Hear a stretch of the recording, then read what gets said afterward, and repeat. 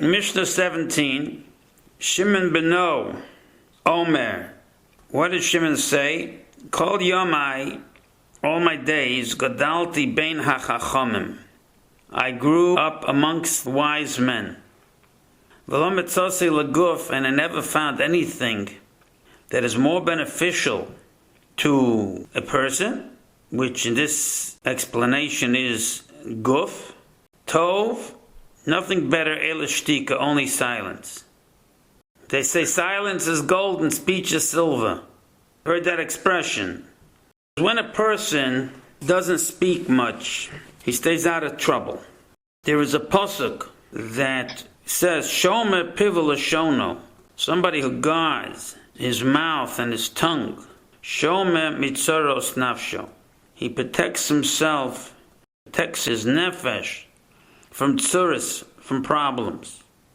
All the problems come from the mouth. The mouth is a sacred tool that Hashem gave us. The one thing that raises man above all other creations is the power of speech. The mouth can accomplish the greatest things in the world, and at the same time, the same mouth can be the most destructive thing in the world. On Yom Kippur, we say Al-Chet. If you look through the Al-Chets, you'll see that a large number of the Al-Chets deal with sins that come from the mouth.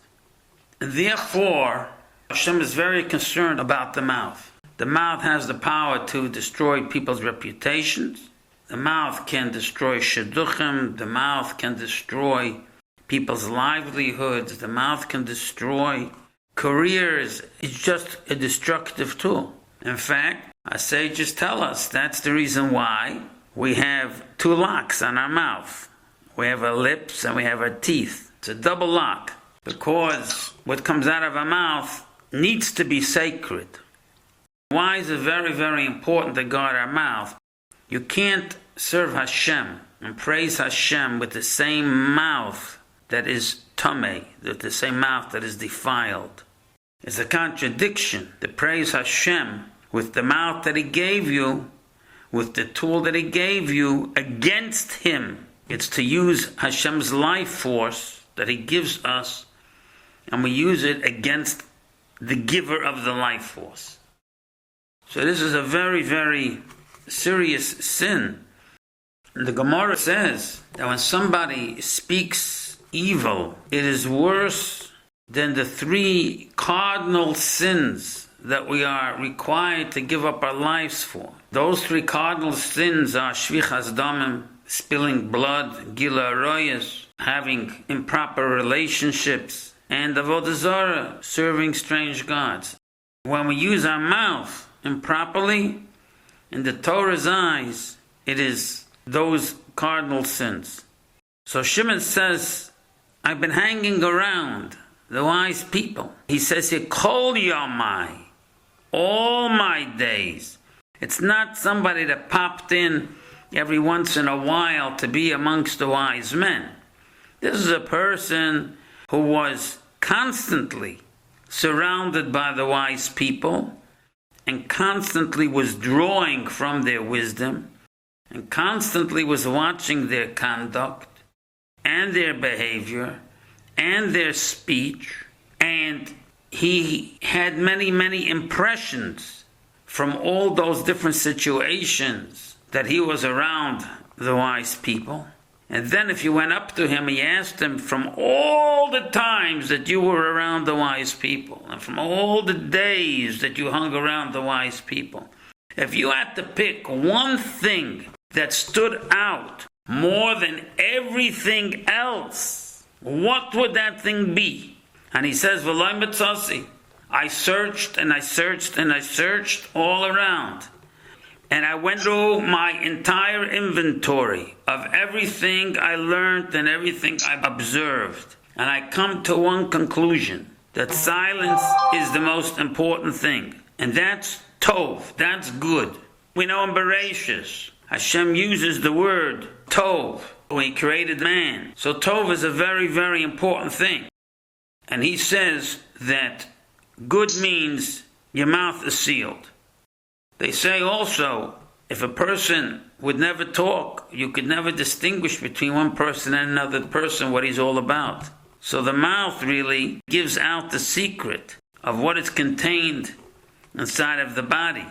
By taking on this trait of trying to be silent, one does not only protect himself from saying what he's not supposed to, but then all the people that are around him know he's a person that is careful with his language, with his words, and therefore, by his example, it rubs off on other people that they should not violate this very important principle. Now, there's another very important point. We shouldn't have a lot of static in our brain. Find peace and quiet in our minds so that we can concentrate on what we're doing. The reason why we don't many times have the proper intentions and kavanah during davening, because there's no silence in our brain. It's constantly racing.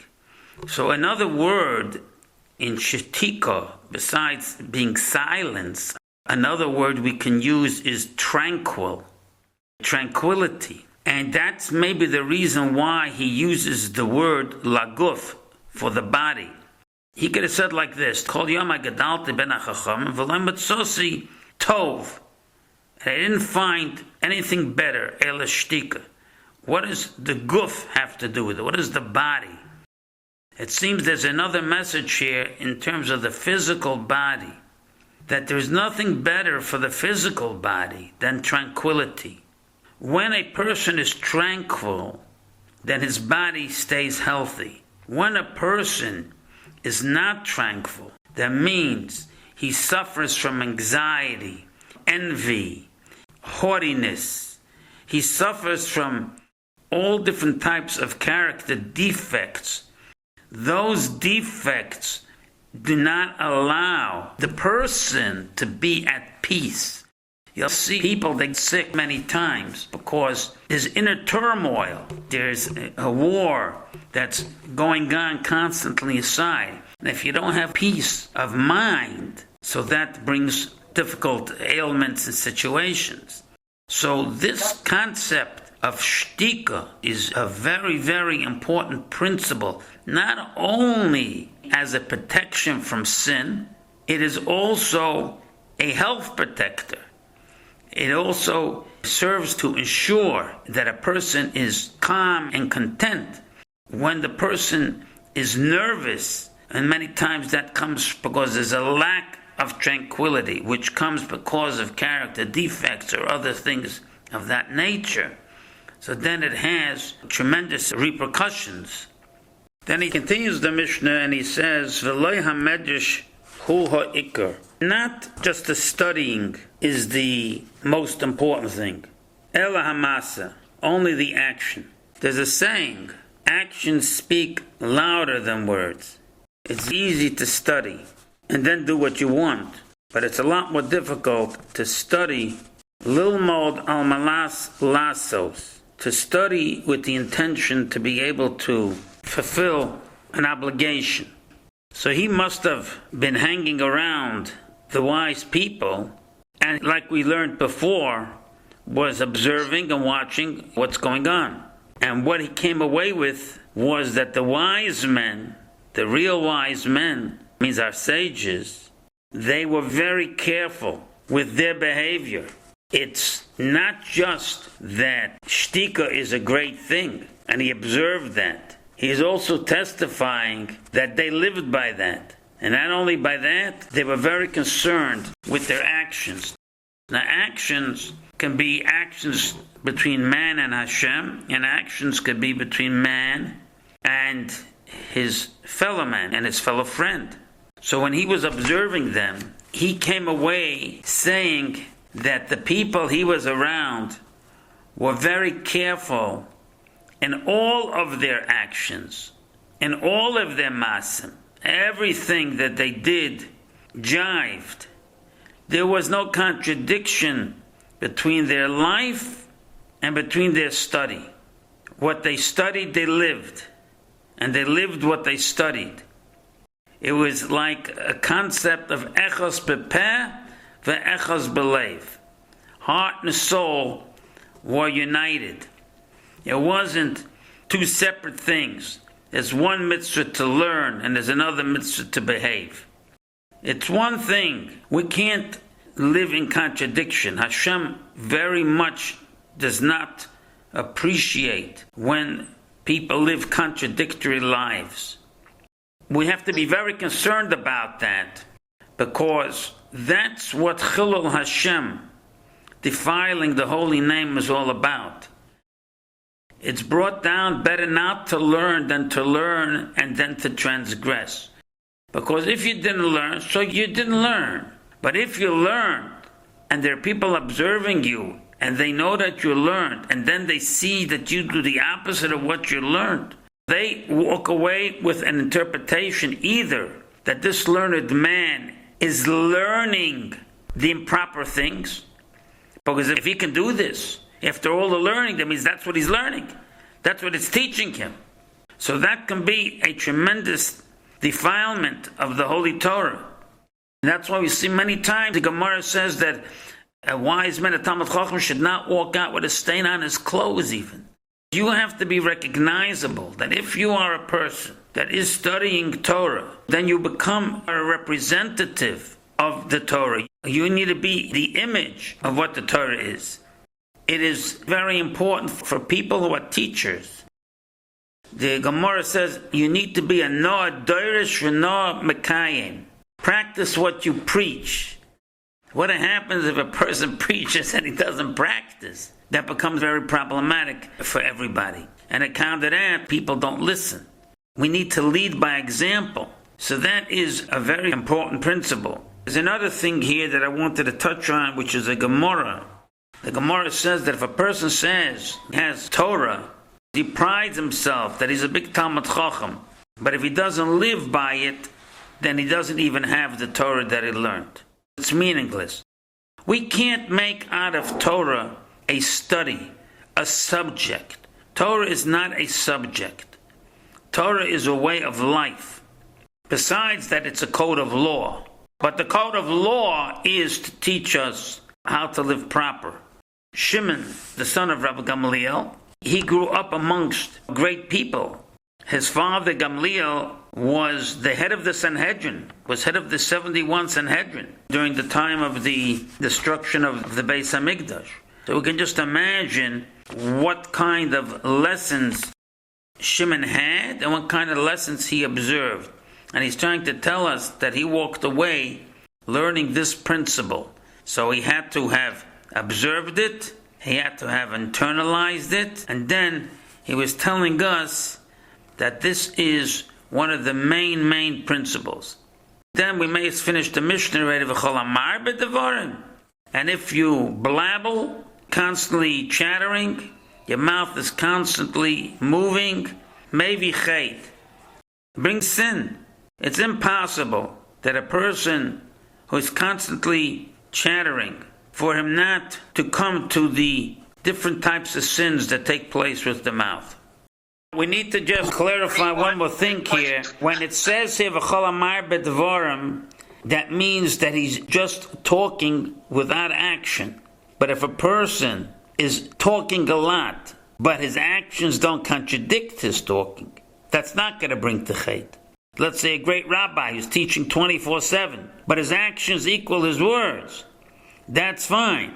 The problem that presents itself is when the talking is more than the action. Not only does it bring the person to sin, but all the people that are around this person also are influenced, and it brings them to sin. They say don't talk more than you listen. If you talk too much and you don't listen, then there's no way to learn from others or to improve. One of the greatest attributes that Yisro had says, Vayishma Yisro, and Yisro heard. In Jewish they say, Nishtert gehert, not that he heard, der hert. it registered in his mind. What did he hear that had an effect on him, that made him change the course of his life? He was a good listener. And when you are a good listener, when you hear more than you speak, then it is possible to grow. Maybe that's why Hashem gave us 2 ears and only 1 mouth, to listen twice as much as you talk. That's why we say Shema Yisrael. They say traditionally it's Hero Israel. But I always say it's not just about Hero Israel. You're talking to yourself. You, Jew, listen. Listen. Know where you come from. Know who your forefathers were. Listen and understand that you have tremendous spiritual strength as a child of our forefathers. Shema Yisrael. We think we're talking to everybody else. Everybody else should listen. No, you listen. You listen. You listen and understand you're a Jew, and what does it mean to be a Jew? It's a very, very difficult thing, that as much as we talk, we got to listen twice as much. It even plays a big role with parents. Maybe we should talk half the amount that we would like to talk to our children and listen twice as much. Marbet Vorm brings chet. It just brings problems. May it be possible for us to be able to live like that. Sometimes we're so busy thinking about what we're going to talk about that we don't hear what's being said. Instead of concentrating and listening to what is being said, we're already preparing the answer before we even have absorbed what the other person said. Many times, somebody's saying something, instead of understanding their point, we're already contemplating how to knock off their point. This Mishnah is so powerful. It manifests itself in so many different ways. And all of the things here have to do with talking, by the way. When it says be quiet, that means don't talk so much. When it says the main thing is actions, not words, not the studying, that's also with the mouth. It's just lip service. Lip service by davening, lip service by learning. We don't care where it's taking us. We don't care that the action is more important than the word. And then he ends off again with too much speaking. So everything, really, the Mishnah boils down to our mouth has to be guarded in a very appropriate way and used only properly and then backed up by action.